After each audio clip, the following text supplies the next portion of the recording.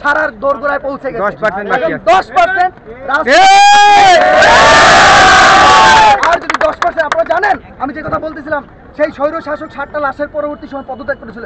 আজকে 7 না, আমার মনে হয় 7,000 লাশ ফেলে দিয়েছে।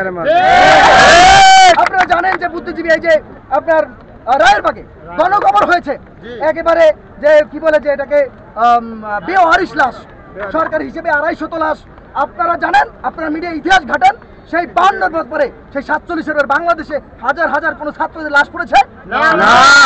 একটা ছাত্র লাশ পড়ে যেখানে লজ্জায় নিন্দায় সরকার মন্ত্রীরা পদত্যাগ করে, সেখানে একটা কনস্টেবল পর্যন্ত পদত্যাগ এখন পর্যন্ত করে। একজন বিবেকের তাড়নায় একজন কনস্টেবল পদত্যাগ করছে, সেটা ভিন্ন কথা, কিন্তু একজন প্রশাসন থেকে কেউ পদত্যাগ করে নাই। অর্থাৎ প্রশাসন থেকে শুরু করে, বিচার বিভাগ থেকে শুরু করে আইন বিভাগ পর্যন্ত সব বিভাগগুলোকে সরকার দলীয়করণ করেছে। এই যে আপনাদের এই আন্দোলন শুধু আমাদের ছাত্রদের না, আমরা আমাদের জানের বিনিময়ে আগামী প্রজন্মকে রক্ষার জন্য, এই জাতিকে একটি সঠিক দিক নির্দেশনা দেওয়ার জন্য, একটি সুশৃঙ্খল রাষ্ট্র বিনির্মাণের জন্য, একটি সুষ্ঠুতার রাজনীতি প্রতিষ্ঠা করার জন্য আমরা এই বাংলাদেশে বৈষম্য বিরোধী আন্দোলন করছি।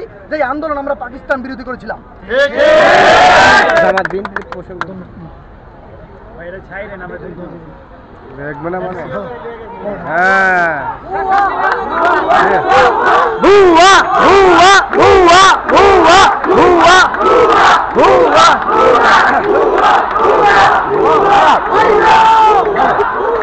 তুমি তো স্টুডেন্ট আর টিচার, ওরা দুইজন, ওর স্টুডেন্ট ওর টিচার, দুইজনের পাশাপাশি।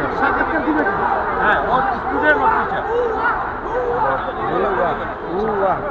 স্কুলের টিচার। বলো, আজকে যে কর্মসূচির ঘোষণা দিয়েছিল, গতকালকে কর্মসূচির ঘোষণা দিয়েছিল।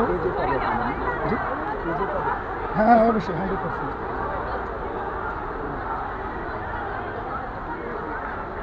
গতকালকে যে কর্মসূচির ঘোষণা দিয়েছিল, ওই কর্মসূচির মধ্যেই আজকে কর্মসূচি ছাত্ররা পালন করছে।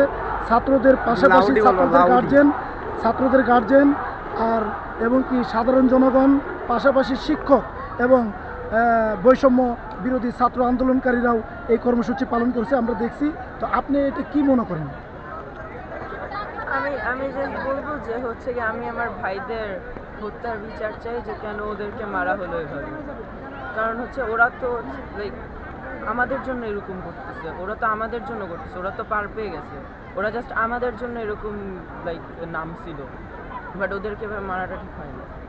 আচ্ছা আচ্ছা, কোন স্কুলে পড়েন? একাডেমিয়া স্কুলে পড়েন? ক্লাস 7। ক্লাস 7-এ পড়তেছেন।